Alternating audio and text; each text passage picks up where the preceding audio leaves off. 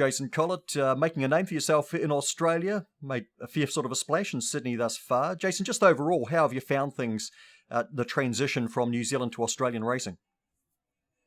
Yeah, it was a bit tough probably the first couple of weeks, you could say, just sort of getting used to the racing, but obviously now having quite a bit of luck and finding it really well, yeah. What would you say are some of the differences between the Australian racing scene and what's back here in New Zealand that you're used to from a jockey's perspective? A lot of the races are what you call sit and sprint. They get them out of the gates a lot quicker over here. Probably the first furlong, once they get their spot, then they take the pace off and sort of wait till they get to about the 400 even sometimes, depending on the track, and then sprint. So it is different to New Zealand, yeah. Seems like you've adapted to it fairly quickly, though. Yeah, I have. I actually sort of enjoy this sort of style of racing. It's good. And what about some of the tracks? Are they markedly different to what you're used to riding on here?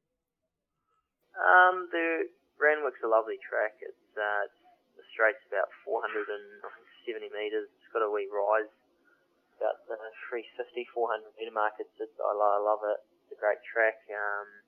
Rosehill's good, and Canterbury and Warwick Farm are quite. Canterbury's very tight. It's not an overly big track, but Warwick Farm's good too. It's sort of shaped like a triangle, but it's quite a fair track. Probably biased to front runners if anything, but yeah.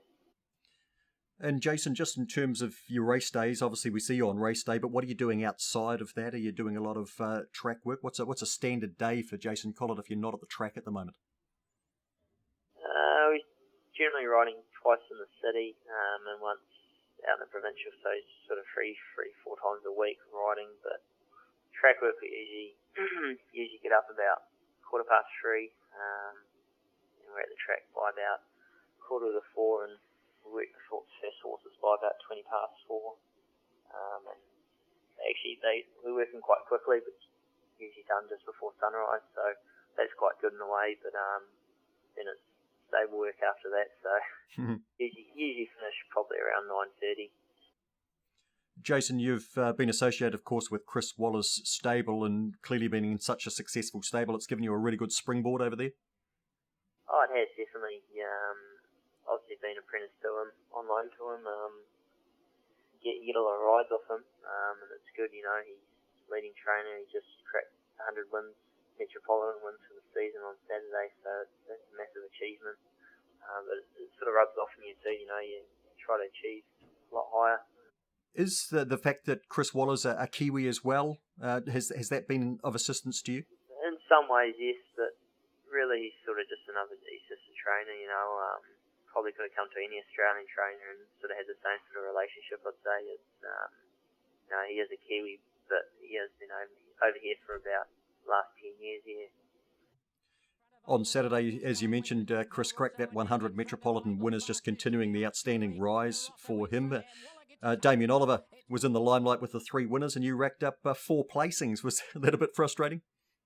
Yeah, it was. I had a couple of okay rides. Mackie Arm was probably one of my better chances, and he's always a bit disappointing if anything. He ran third, but a few others ran really well. Escalito ran third, second, and yeah. So it wasn't too bad a day. And I guess the rides that you might have in the future. You have been riding well, though, and you have been racking up the winners, and you got one on a Saturday there a couple of weeks ago at Randwick, a 2-year-old colt by Starcraft called Star Truce for the Inghams. Yeah, he's got quite a big rap on him. He's stable really likes him. He looks to be quite promising. He's got a few little issues, you could say, racing-wise. He does race with a setup, sort of a high heat carriage, and does look on TV as though he's travelling a bit keen, but he's actually quite relaxed and quite settled. But we think he's pretty smart. Looking back to last Wednesday, Jason, an outstanding day at Warwick Farm where you bagged a treble. How did you feel at the end of that day? Quite relieved. It was on a settle favourite for Gay Waterhouse in the second ride for us. So to get that win was quite satisfying, yeah. But overall, no, I was pretty happy, yeah. What is it like riding for an iconic trainer like Gay? Oh, it's quite special. She wasn't actually there, but you grow up and you see these trainers on TV and think, to come over here and ride for them, it's quite a big thing, yeah. One of the horses you rode to victory, a horse called Merchandise, an English stayer, Chris Waller, seems to be developing quite an affinity with them. How different are those horses to what you've experienced in the past, those English staying types? Chris has got a lot of them. He's probably got about 20 or so. I'm not sure the actual number, but they all sort of have their tricks, every one of them's different.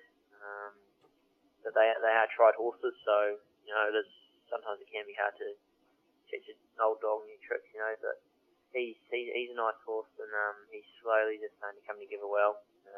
He's gone out for a spell now, but as you saw on Wednesday, he got up to 2400, and the further that some of these horses go, the better they are, and that just proves it. I'll keep an eye out on him, Merchandise, when he comes back in, Jason. Look, what's the reception been like of the Australian jockeys over there to you coming over and having success? And, of course, we've also seen success for Daniel Stackhouse and Rosie Myers across in Melbourne.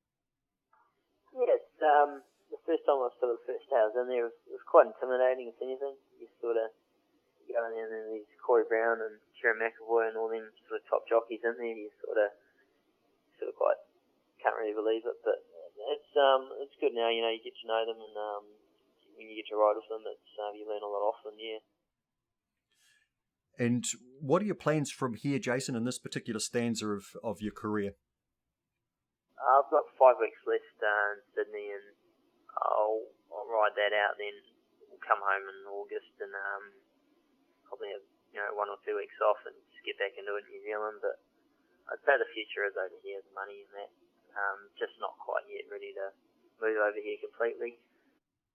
Jason, is there any horse you think we should follow over the next few weeks while you're still riding over there? Horse I rode on Saturday, English stayer called Escalito. He only had 2 starts in Australia. He ran second on Saturday over 2000, and it was a pleasing run. He did a few things wrong in the first start, over-raced and that, so I think next start he's probably worth a good look at, yeah. Jason, how much do you expect to develop as a jockey and even as a person through this stint in Sydney?